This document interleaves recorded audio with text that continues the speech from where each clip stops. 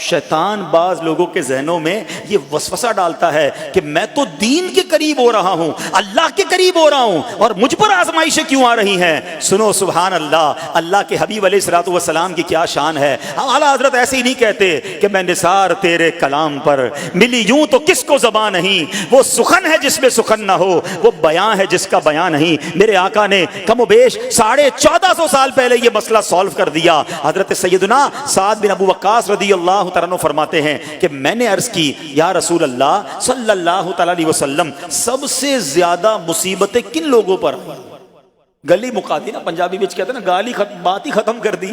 حضور یہ بتائیں سب سے زیادہ مصیبتیں کن لوگوں پر آئیں؟ پیارے آقا نے فرمایا انبیاء پر۔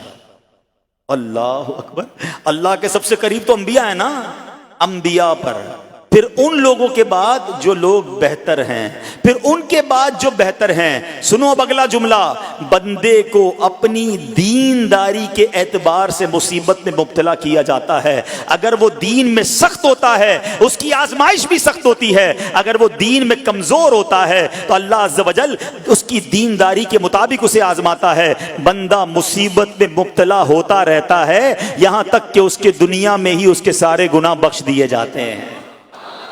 گویا اللہ کی یہ رحمت ہے کہ بندہ بڑا نیک ہو رہا ہے، رب چاہتا ہے کہ اس بندے پر آزمائش بھیجوں، میرا نیک بندہ صبر کرے، اس کے گناہ معاف ہو جائیں اور میرے پاس آئے تو اس کو جنت میں داخل کر دوں۔ اللہ اکبر۔ اے پیارے اسلامی بھائیو، یاد رکھنا، اب جو میں نے ایک سوال قائم کیا تھا نا کہ یار میں تو دین کے قریب، میں تو اللہ کے قریب ہونے کی کوشش کر رہا ہوں اور ایک کے بعد ایک آزمائش آ رہی ہے، یہ کیا ہے؟ اب ایک اور حدیث سن لو، سبحان اللہ۔ حضرت سیدنا انس رضی اللہ تعالیٰ عنہ سے روایت ہے، سرکار والا تبار، ہم بے کسوں کے مددگار، شفیع روز شمار، دو عالم کے مالک و مختار صلی اللہ تعالی علیہ وآلہ وسلم نے فرمایا، جب اللہ عز و جل کسی بندے سے محبت فرماتا ہے، سننا ذرا غور سے، اللہ عز و جل جب اپنے کسی بندے سے محبت فرماتا ہے یا اسے اپنا دوست بنانے کا ارادہ فرماتا ہے تو اس پر آزمائشوں کی بارش فرما دیتا ہے۔ اللہ کریم اس پر محبت بھی فرما رہا ہے اور آزمائشیں بھی بھیج رہا ہے۔ دوست پر آزمائشیں کون بھیجتا ہے؟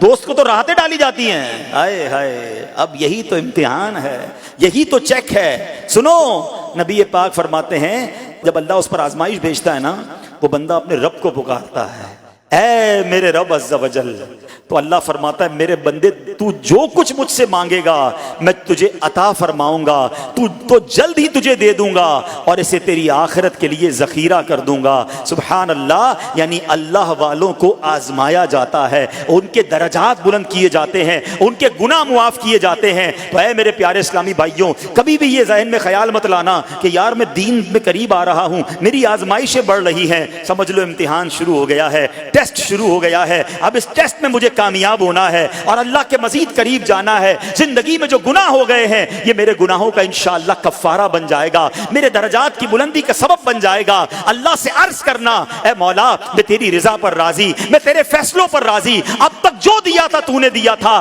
یہ سب کچھ تیرا ہے، اے رب جب تو واپس لے گا میں اس پر راضی۔ جب یہ ثابت قدمی نصیب ہو گئی پھر دیکھو غیب کے خزانوں سے کیسا آپ کے دل پر سکینہ اترے گا، پھر کیسا آپ پر رحمتوں کا نزول ہوگا۔ تو اے میرے پیارے اسلامی بھائیوں، مصیبتیں آ چکی اور آنے بھی والی ہیں، پہلے ذہنی طور پر تیار رہنا مگر صبر کرنا۔ یہ چند دنوں کی، چند گھنٹوں کی، چند لمحوں کی مصیبت ہے مگر یہ تمہارے درجات کو بلند کر دے گی۔ رب کریم صبر کرنے والوں کو پسند فرماتا ہے۔